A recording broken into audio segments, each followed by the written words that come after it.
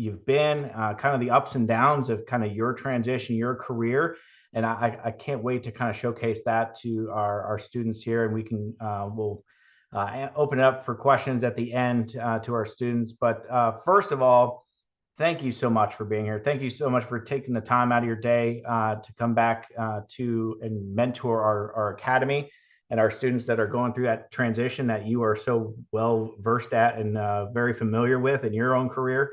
But could you take a moment to kind of tell us kind of your backstory, where you come from, your service in the Air Force, and kind of where you are now, and then we'll dive into some more questions about that experience and that journey that you went on. Absolutely. First and foremost, thank you, Matt, for having me.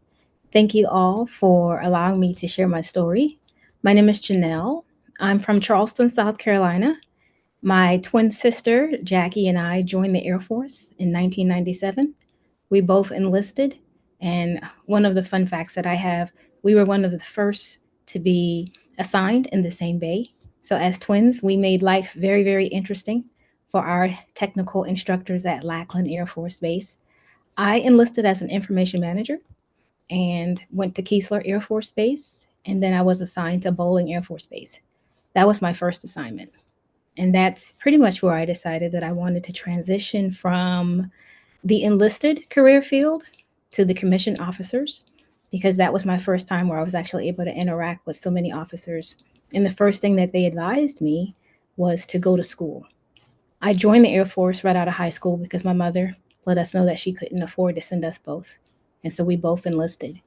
And that's pretty much where my journey began up the military chain of trying to go from where I started as an airman basic to where I retired as a major in 2017.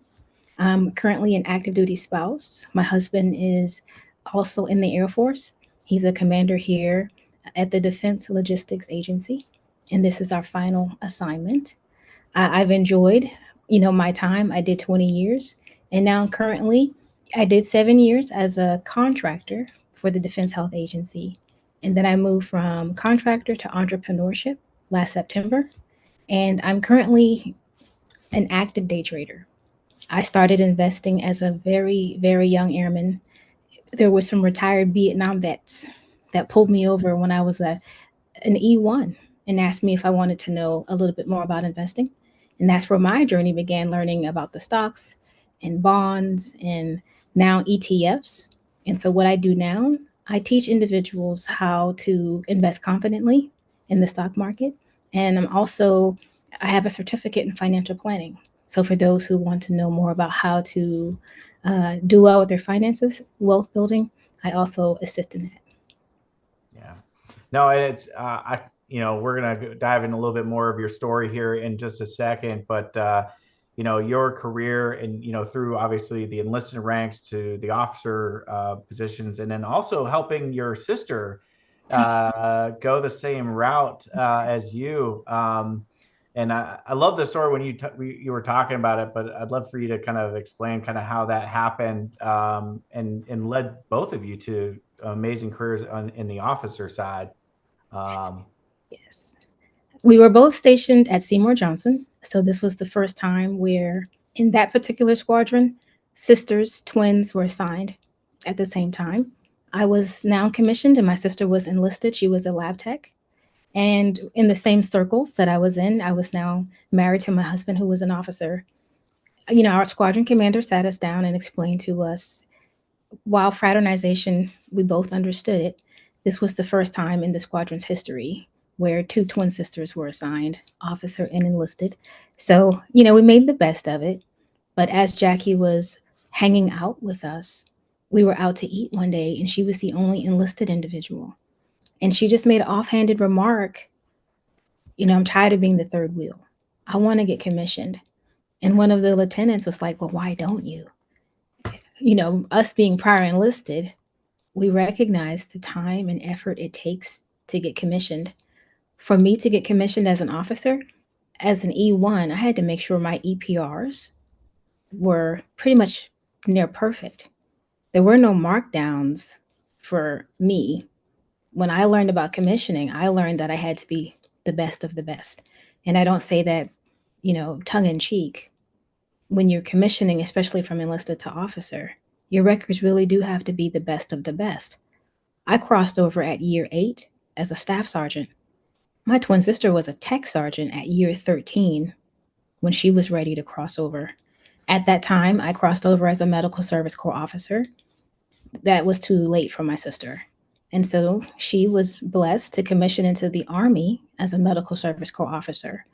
And out of the thousands that got commissioned that year, my sister was one of 26 individuals to commission into the Army. And she was the only Air Force service member that the Army took that year. And now she's a retired captain. But she did tell me, and that was our third assignment getting stationed together, because we were at Kadena Air Base together 2 assignments before that. But she said, being stationed with me over and over again, and every time she was stationed with me, she's like, you've done something greater and greater and greater. And of course, my mom was there to encourage us both. But she says, of course, because of you, I was able to do everything that I could have done. And I'm very proud of her efforts as well.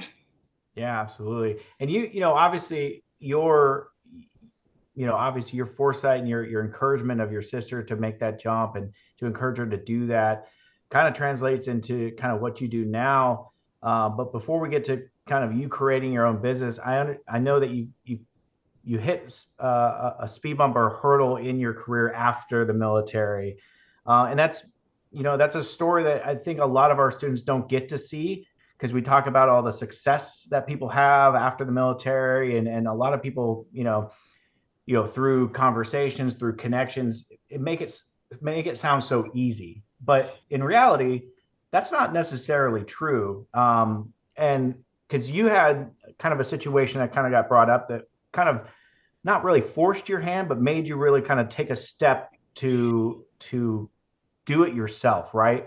And I'd love for you to tell that story to our students, because I think it's a great way to showcase your commitment, but also utilizing some of the stuff that you learned in the military to be better and to overcome obstacles in your way. Absolutely. So I'll give the cliff notes. I'm a firm believer in the core values that the Air Force ingrained in me. And so I'm sure I don't know the full audience, but I'll go ahead and say them.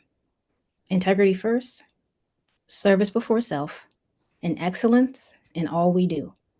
When I retired, I was brought back immediately as a defense contractor for the Defense Health Agency. Loved my job. My last role in the Air Force, I was a portfolio manager for our program management office. And so we were over all of the data, all of the military healthcare data in the DoD. And when I crossed over from, retiree to contractor, I was in that role for 7 years. And last September, my core values guided me from contractor to entrepreneurship. What I can say and what I will say is the military life and the corporate life is starkly different. Expectations that we may have of senior leaders in the military, they're not quite the same when you separate. And so, what I found after working 7 years in corporate America, if I was ever in a position that did not align with my core values, then it was time to leave. And that happened last September while I was working. Decisions were made that made me question whether I should stay or whether I should go. And what carried me through and is still carrying me through that situation are my core values. It's not about the money, even though the money was great. But I'll say it to all of you, and I wish I could see you all, but I walked away from a 6-figure salary last September because of my core values.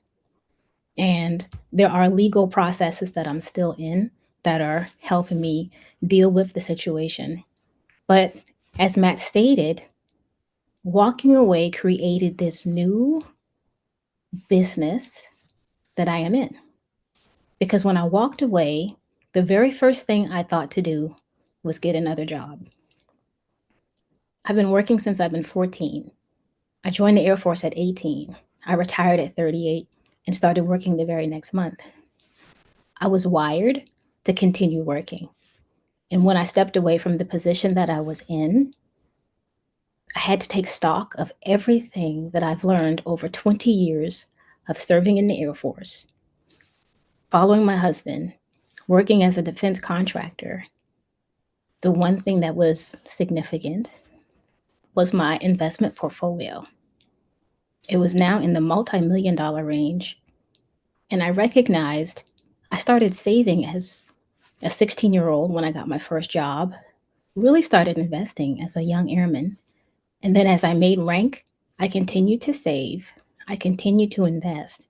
So when I walked away from corporate America last year, when we talk about financial freedom, I am retired.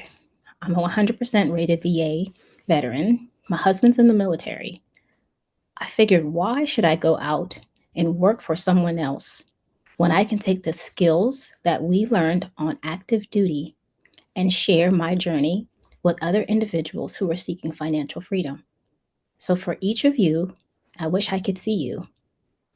Here's my challenge. No matter what happens when you get your DD 214 and you face whatever challenges you're going to face, because you're going to face them, make sure to go back to the foundations that we learned in the military and at home, because they will guide you through the experiences that you're going to face. But even as I mentioned to Matt at the very beginning of this call, I was just accepted yesterday into the Dallas Mavericks business cohort. It's a year-long process, like you, where I'll get to go and expand this business of wanting to help other individuals reach financial freedom. Because I would hate one day for anyone to go through what I went through last September and not have the financial cushion they need to succeed. That's my why. You all are my why. I never want someone to lose their job, intentionally or unintentionally, and not have a way to pay their bills. And so I strive each and every day to teach individuals about the importance of investing, saving, budgeting, and putting you and your family first. We've put our country first. We've put our lives on the line. I'm still supporting an active duty service member who's putting his life on the line. And the last thing I should ever want after we've sacrificed our time away from our loved ones to not have the ability, and I'm very passionate about this because I know there are so many individuals that are not in the same shoes that I'm in. And this is my new mission. It's no longer fly, fight, and win. It's to make sure everybody can invest and grow and be ready for the future. Thank you, Matt. I love that. Absolutely love that. And we're, it's something that, I think everybody at some point in time in their career, whether it be military or after the military, is going to face a time they're going to have to make a decision, right? Whether to, continue going and either look past their core values or hold strong to their core values and say, you know what, it's time to make a choice for myself and my family that I can live with at the end of the day, and I'm not going to be feel guilty about. And that decision for you to make that pivot away from something that, in all intents and purposes, a six-figure income, a solid career. I mean, that is a difficult choice, but I think it pales in comparison to hold on to the core values that you held so dear through your career, through your life, and then create something for yourself where you can give back to a community that gave you so much. Absolutely. And like you said, like you mentioned before, not everybody is in the same situation you've been in, right? And I'm sure there's a lot of folks out there that maybe didn't save through their military career, or have the financial freedom that you did when you did make that choice to move away. But correct me if I'm wrong. It's no better time than now to start, right? Absolutely. Absolutely. I'm going to echo what you said. There is no better time to start than today. One thing that I'm doing, part of my give back, I do monthly, daily, weekly budgeting for wealth sessions. I started using a budgeting spreadsheet 20 years ago that I still use. When I was a staff sergeant at Cannon Air Force Base, I had this particular budget up and I was good with my money. I was single, I had a one-bedroom apartment, and I had $385 left at the end of my reconciliation. The biggest question I had, if I was a single staff sergeant with no children, with a paid off car, and the government was paying my way through college, what were other individuals who were married, same rank or less rank, doing? And that's when I recognized I was more than 90% prepared to commission. I got commissioned within 6 months of this story, but it was one of the reasons why I wanted to get commissioned. I loved being enlisted. Enlisted individuals hold up the military service. And if there's officers on here, I love you too. But we recognize what our enlisted force brings to the military. We need to pay our enlisted personnel more, in my honest opinion. Because I was making what I was making, and I had every Susie Orman, Dave Ramsey, Robert Kiyosaki book around me, I couldn't save anymore. The only way for me to do better, to make more, was to either get commissioned or invest. I did both. When I got commissioned, I got a direct commission. I was a staff sergeant one day, I was a second lieutenant the next.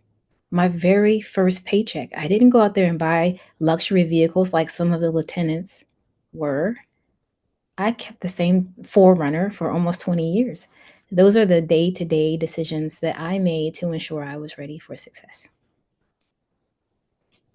Yeah. I mean, so with those folks that maybe are, obviously most of our folks, 99% of them right now are actively in SkillBridge looking to make their first step into a career post-military. So their military careers kind of fading into the background as they make this journey forward into a civilian career.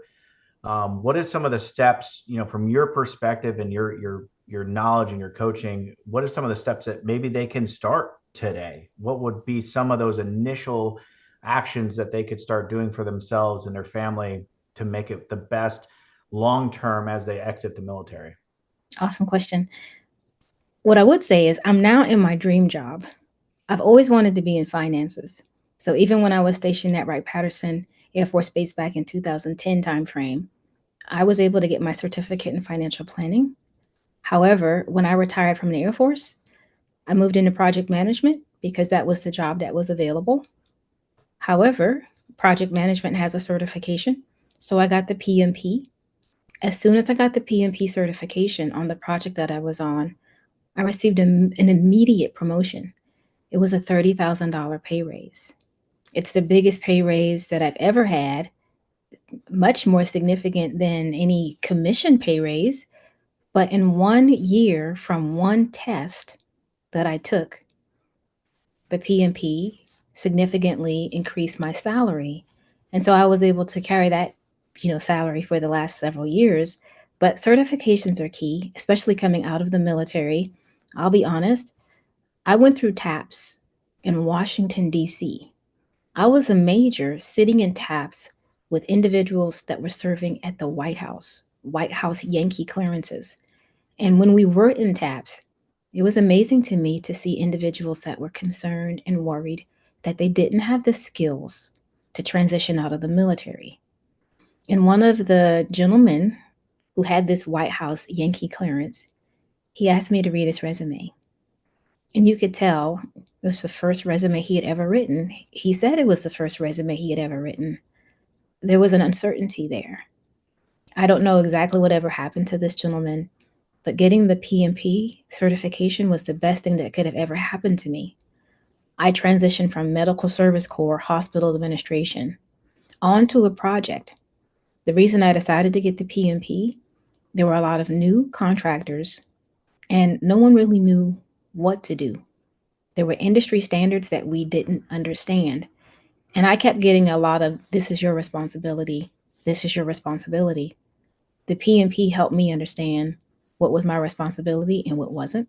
And so if you can get into a good industry certification that's going to allow you to be the professionals with the knowledge are normally the ones that are going to get paid more. Oh That's yeah, that's a phenomenal. And a lot of these folks, a lot of our students right now are in certification processes, whether it be through Coursera courses that they're doing through Allegiant Vets. We've also got partnered with Skillstorm for folks pursuing other certifications and getting that extra level of knowledge, right, to put on their resume so it can make that. And actually, you speak of PMP. There's a number of individuals that are currently going through or looking to go through the PMP course, as they transition out to look for those project management roles on the outside. And we can dive into that real quick too, because I think that's something that's on the heart and minds of some of those our more senior enlisted and officers on looking for PMP. What was your experience? Obviously, after you got your PMP, it was an immediate, you know, plus for you on as far as the salary goes. But after you got that PMP, was it what you expected your career to look like after you got PMP? what I will say is once I got the PNP, similar to when I was an airman, I was that young airman walking around with the PFE gold. I don't know if it's still called that. And you would often be told, well, that's not the way things are done. We know what the PFE says, but that's not how we do things here, airmen in this squadron. That's similar to what happened with the PMP. I tried to apply a lot of the empirical knowledge that the PMP said I should do on my project. It didn't quite work out that way. So I would say there's a balance. The PMP behind your name, it at least gives your leadership the knowledge that someone knows industry standards. However, you have to go into the culture of the organization and recognize sometimes you do have to find that delicate balance. I have zeal. I'm the person that always wants to do things by the books, but I recognize having a certification is great, but understanding the culture, being able to read the room, being able to find the balance so that people accept your recommendations, that's really what's most important. It was my time on the project, 7 years. I was the first person on my project. And so, year after year, it was really my knowledge and my experience that allowed me to make the recommendations and have other individuals accept it. The PMP was just the icing on the cake. No, I appreciate that insight on that, and hopefully our PMP cohort folks are listening to that and taking note. Now, the other thing too is, a lot of our folks, there is a very good subset of individuals and students that are looking to get into finance or use the skill sets that they have in the military in the financial world to apply out into, their civilian career and stuff. And I'd like to speak to them for a second as well, and kind of touch base on that experience for you, and how you transitioned into the financial world. Obviously using a passion of your own to be financial ready after your military. But for those individuals looking to get into finance outside of the military, what is something that for you looking back that would be a huge piece of advice for those looking to take that as an industry and a profession as moving forward?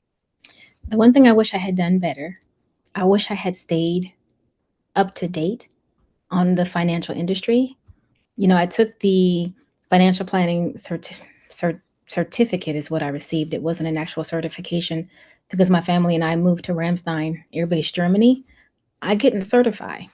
And I also recognized that I was not able to certify as a CFP because I was still on active duty. So I let almost 11 years lapse. And then when I transitioned out of the defense sector last September, the first thing I wanted to do was start teaching people how to invest in the stock market. While you do not need a certification to teach people how to invest in the stock market, there's some credibility that you have to make people wonder, well, what makes you think you know how to? And you can say, well, I have a multi-million dollar portfolio. Well, that's not all my day-to-day trading. That's me investing over time. So the financial planning certification that I'm now really working towards, I need competency. We now have the fiduciary standard that we speak about that I'm studying about. I meet daily and weekly with individuals about financial planning in areas that I still am competent in. And if I get a question about can you help me with my 401k and where to put my money? I say, no, I can't, because I am not able and competent in that area. If you're going to choose a certification, stay up to date with the industry that you're in. Perhaps had I done that, I wouldn't have to have re-enrolled. The military paid for my first financial planning certificate. I'm paying for this one at cost because I want to be taken seriously. And of course, 10 years, so much has changed. I now have to pay double for what I already have. I'm going to now have 2 financial planning certificates. And as far as the CFP is concerned, I wish I had done my research. I am now technically retired. I am not going back to work.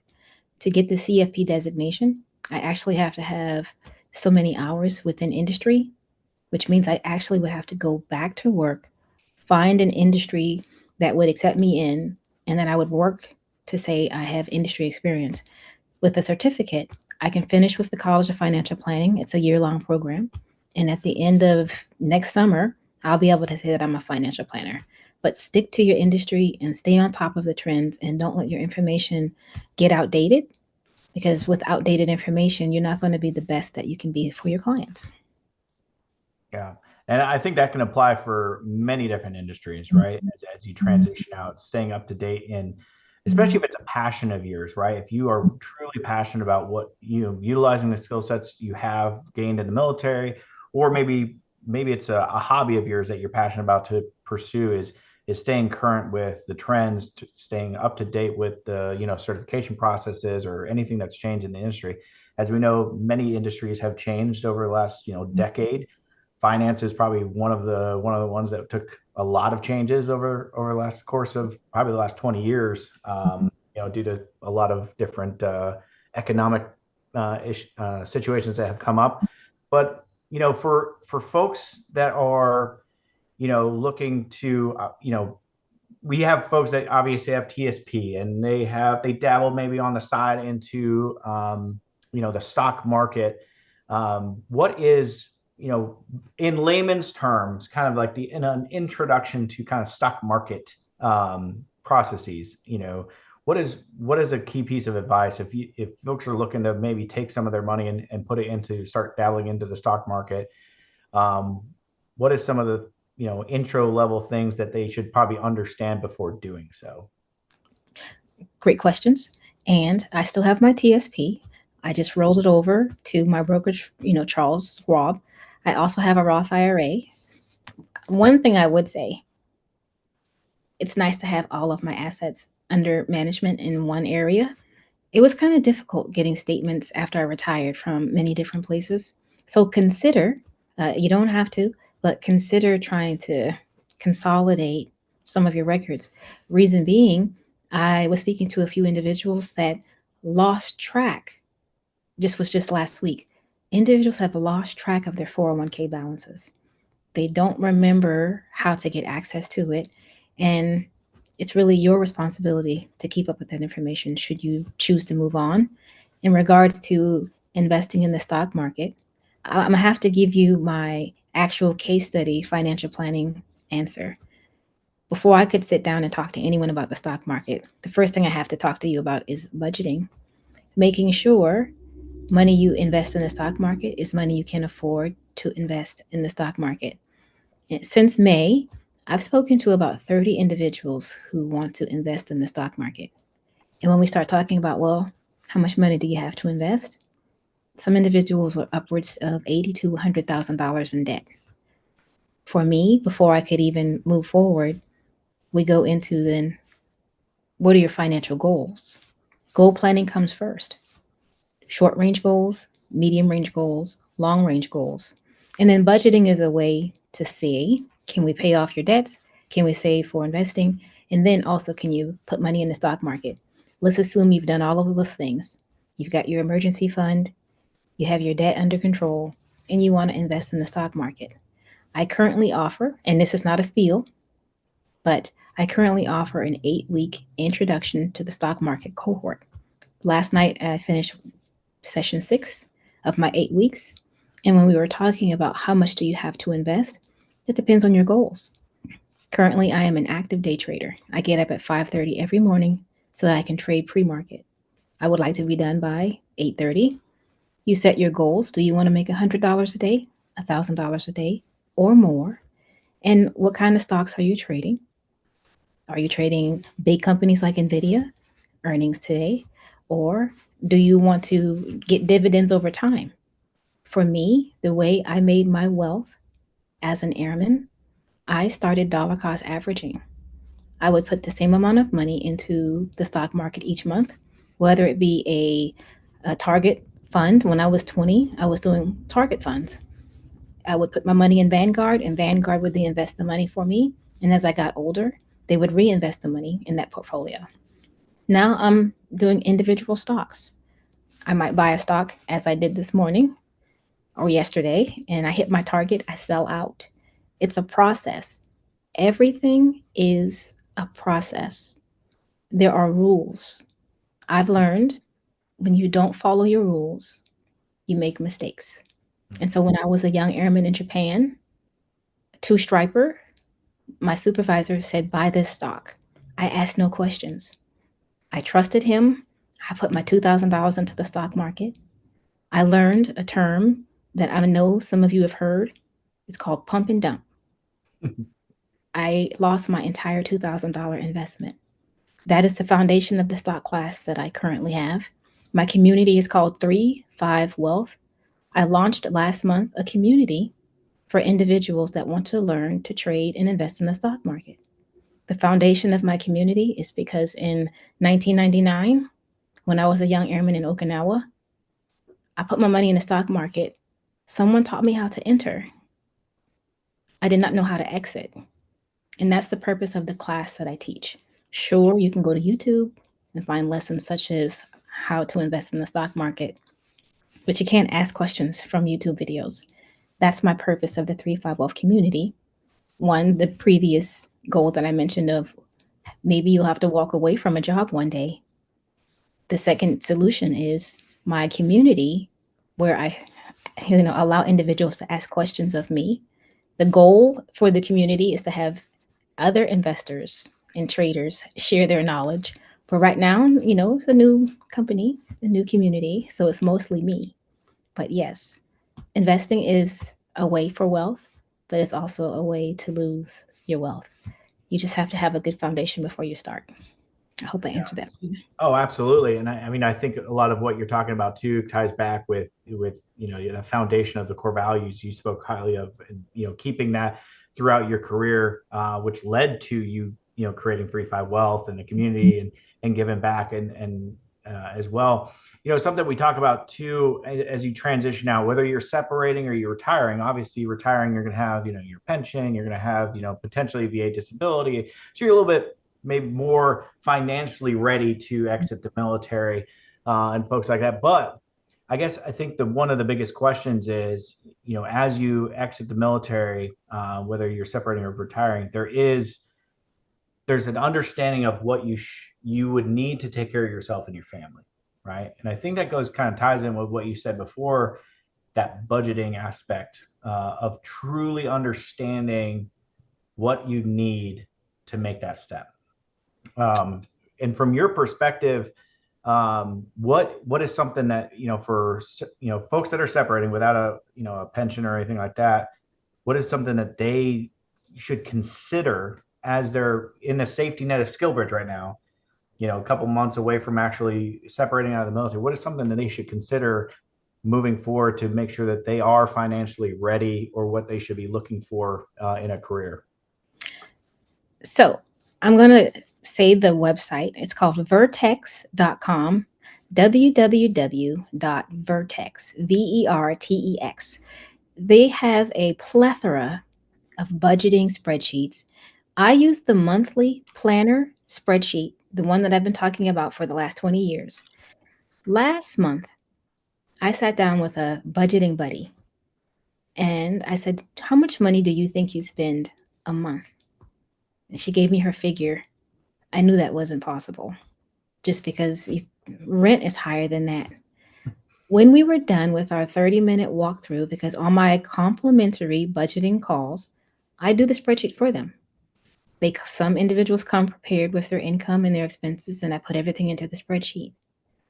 9 out of 10 times, the individuals I sit down with have no clue how much they're spending. And the only way they're offsetting their spending is with credit cards.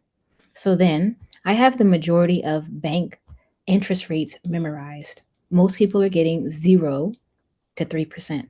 And you're getting 3% if you're in a high yield bank like Marcus Goldman Sachs. The same amount of individuals have 1 to 7 credit cards paying 24 to 31% interest. I can tell you, if you're in those odds, you're going broke, some slowly, some quickly. If you still have time left before you separate from the military and you have this great cushion, the Vertex website that I mentioned is just a great way for you to see where you stand. There are a lot of automated, wonderful budgeting apps. The reason they don't work as well, they're pulling some of the data straight from your bank, but there is money that it cannot ascertain, such as when you're spending in cash. And so I prefer to use this Excel spreadsheet because it's actionable. When I sit down with clients and we go through it, it'll tell you in certain areas whether you're red or black. Red shouldn't scare you. It should just identify to you areas where you may need to spend less or put more money up.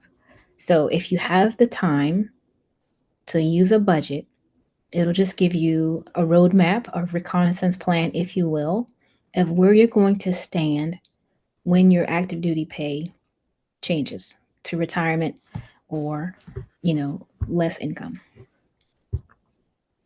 Is this the spreadsheet you're referring to, Janelle? So that one is the annual. There is one that's just monthly. So, but that is, I've done that one before. Great exercise in frustration. But there is a monthly. It's called month. There's a monthly one there. Okay. And this website I've shared hundreds of times. I should probably get some kind of stake in their company. But there is a monthly That's a personal. money There's a tracker 2.0. there's a monthly one there, but it's just for the month. If you go to the personal monthly, oh, there it is. Okay. This is, I've been using this now since 2005. 2005. And so what I do when I meet with clients, I already have it on my computer for them. I fill it out for them and then I send it to them. The one that I use, I have all kind of financial calculations and, I do some information management MSC type stuff to mine. But this is a great tool that everyone should use. It's the only tool that I share on my complimentary budgeting sessions. However, when I was in my last year in the military, what I decided to do was put up 60% of my income. So I created calculations on my spreadsheet and I forced myself to spend less in every area to ensure I could lock up 60% of my income. And so it's your tool, your friend. It's not something that's going to make you feel bad. I even took it into the commissary. If I wanted to make sure that I didn't go over budget, then I took my spreadsheet into the commissary so that I could hold myself accountable. It's a friend. Look at it as a friend and not as a foe. No, I love that. I love that because it kind of reminds me of some of the because you had mentioned Dave Ramsey in the past, and his envelope method and using the actually seeing cash because it keeps you on kind of honest with yourself. And I know a lot of people are adverse to using cash sometimes because it's like, oh, why am I carrying this around? But it does keep you honest. It's a great budgeting tool for sure. But so obviously that's a great tool that obviously not just people that are separating out of the military can use, but obviously retirees can use, the ones that are going to be exiting the military with a little bit of a cushion in their back pocket as they exit. Is there anything that maybe a retiree should be looking into more so than maybe somebody that's separating out of the military, or is there a difference on how they should be looking at and budgeting for retirement or after the military? Yes. Oh, I'm sorry. I see someone has their hand up. We'll get to John in just a second. All right, John, we'll get to you in a second.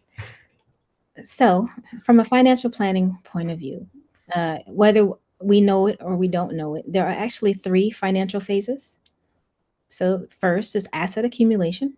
And technically, unless there's someone on this phone that is under 55, we're technically still all considered asset accumulation.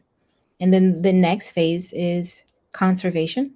Individuals that either have all of their children out of the home, they're in the ranges of 50 to 65, and they're technically in the conservation phase. So you're conserving all of that money that you work to accumulate. You're taking less risk. Like behind me, I have a monitor this big of the stock market up. I have a higher risk tolerance than most. Most people in their mid 50s, they won't have a spreadsheet like this up where they can see their stocks behind them, a computer. You're going to be doing what you can right now to continue growing your wealth. And so when you leave the military, I made decisions. I tried to apply for jobs that were going to pay me the most money because I knew this was the period of time that I needed to continue growing my wealth. Now I'm in conservation mode. I'm living off of my retirement. I'm living off of my VA. However, my retirement portfolio, I say this only to give you an idea. My TSP that I rolled over to Charles Schwab, it's netting me $10,000 a year in dividends. I'm only 46. I can't touch my TSP until I'm 59 and a half. You all know about the power of compounding interest. I'm making $10,000 a year. In that $10,000 a year, there'll be dividends made off of that and off of that and off of that. So, what I would recommend is not all about money, but it really is dollars and cents. If you can continue making your current salary or more, great. Then, if not, you're going to want to do your very best to ensure you're balancing how much you're spending versus how much you're making. Yeah. No, I appreciate that. And I'm going to get to John before his hand falls asleep. Hey, thanks, Matt. Thanks, Janelle. Thanks for coming to talk to us today. Um, I want to ask a little bit about your philosophy. I like a lot of the things that you're saying. With someone that's got a multi-million-dollar portfolio, like what's kind of like your, hey, this is enough number, or is this kind of a, hey, I still want to grow some assets because I want to, do some philanthropy or leave some kind of legacy. Well, John, life gave me my this is enough number because I would have continued working. I truly believe that I would have stayed with my company until they had no more work left. So I never established I want this much money in the stock market. I just happened to recognize I had a job one day and no job the next. And so I had to take stock of what I had. I'm a goal planner though.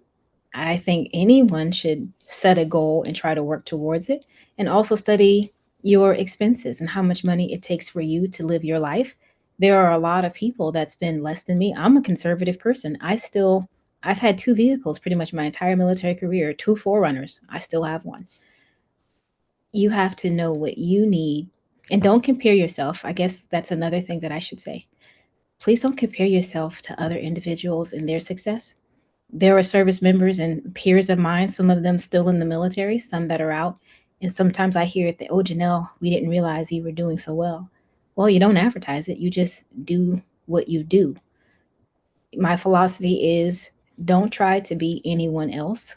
Continue to do what makes you feel good inside, as the core values that I talked about. And you'll one day look back and realize because I was true to myself, this is the end result. I hope I summed that up succinctly enough for you. You did, thanks. Go ahead, Richard. Hey, Janelle, I had a question. I remember reading John Bogle's book, the guy, founder of Vanguard, and he talked about the importance of having bonds. Don't put all your eggs in one basket. And that started the beginning of a trend of the targeted retirement funds. And everyone jumped on it. TSP jumped on it. Fidelity, everyone jumped on it. And they were all wrong. So if if you look back, I mean, I personally probably lost $250,000 because I had bonds in my fund because I followed the experts. And I just would like your opinion of how could they all be wrong? I mean, I can see like maybe one or two, but they were all wrong. And anyone who had bonds in their portfolio is regretting it. I don't have bonds anymore, but I wish I would have gotten out of bonds from day one. What are your thoughts?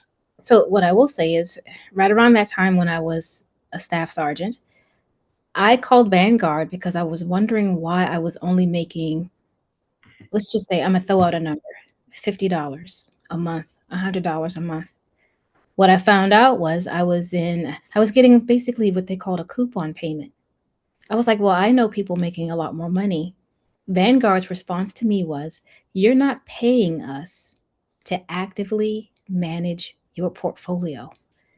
I didn't know what I didn't know. And so I actually moved my money from Vanguard to TD Ameritrade, where I actually had portfolio managers actively manage my portfolio. What I will say, I have a diversified portfolio, so I do have some bonds. I won't, get into the technicality of bonds or stocks, but yes, I definitely understand where you're coming from. But my investment portfolios are actively managed, and so the fund managers make a lot of the selections for me in that regard. I hope I answered your question. Thank you. I appreciate that question. Moving on to another Richard. Crypto. My husband's all crypto. Cedric. Janelle, thank you for coming on today. This is some great advice, and I just love your journey as you came up through as an airman into, being a major in the Air Force, the best branch, of course. All right.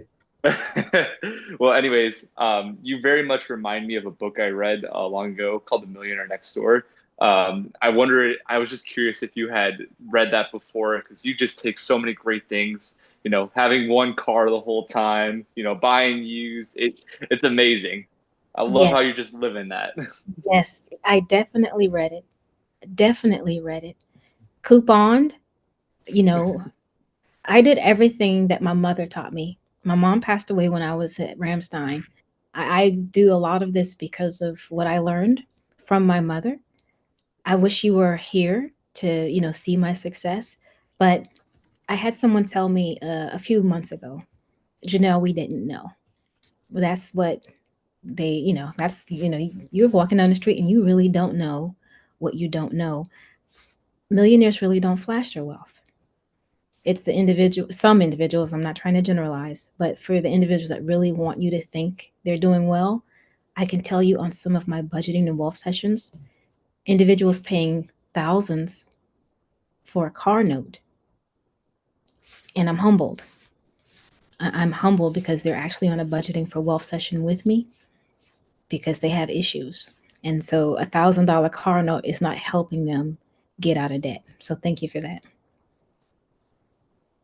Absolutely. Just great knowledge. Always so great to hear it over and over and over again. I think everybody needs to hear it. So thank you, Janelle. It's a pleasure being on the call with you today.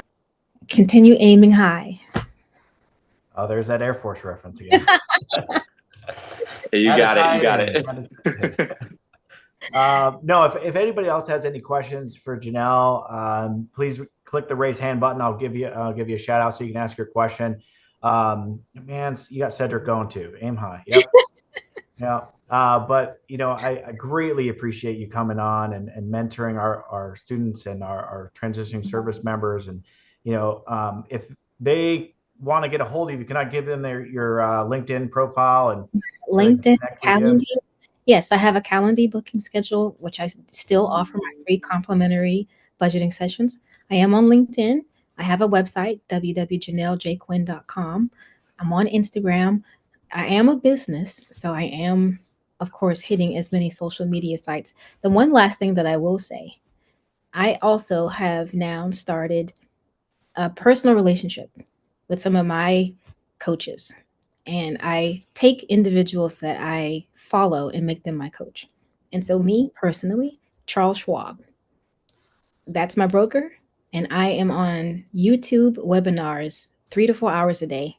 if I can, catching the Charles Schwab educational coaches.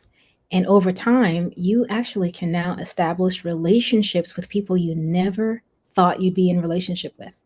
And in September, Charles Schwab is coming to Dallas. I make it my point to go to those events. And I say this just because I'm a relationship person. When I make a post on X, one of my favorite, most loved Charles Schwab coaches, I say tweet, he retweets my tweets. Never in my wildest imagination did I think I could create a relationship and be seen as authentic and genuine enough where someone from Charles Schwab would post something that I've posted. And so, for all of you, no matter where you are, if you're genuine, if you're authentic, and people realize that you are doing what you're doing because you love helping people, you're going to get support, and it's going to come in many, many different areas. Wow. That's an amazing accomplishment on that side too. No, thank you so much for your insights, your everything that you've done for us today. And I posted your LinkedIn, so if you want to get connected with Maria, I see you, girl. Sorry. Who was that? That's my beautiful sister that invited me to this wonderful Oh program. yeah, yep. She was on. She shouted you out very, very early as well. Maria, I love you. But and you're right. It's the relationships. Building those relationships, those meaningful relationships as well, long term. I know that you're always out there helping the veteran community, and I appreciate that. Giving back to the community that supported you in your career. Please connect with Janelle. Her LinkedIn is there, posted on there. If you have any questions about Janelle, what she does, please reach out to her. She's love to get in contact with you. But thank you so much for being here. It's such an honor to have you, and we look forward to having you back at some point as well, as our class continues to grow and our community continues to grow as well. Thank you. Well, thank you all. It's been a pleasure. Awesome. Thank you. Bye-bye, all. Bye. Bye-bye. Thank you. Wow, that was awesome.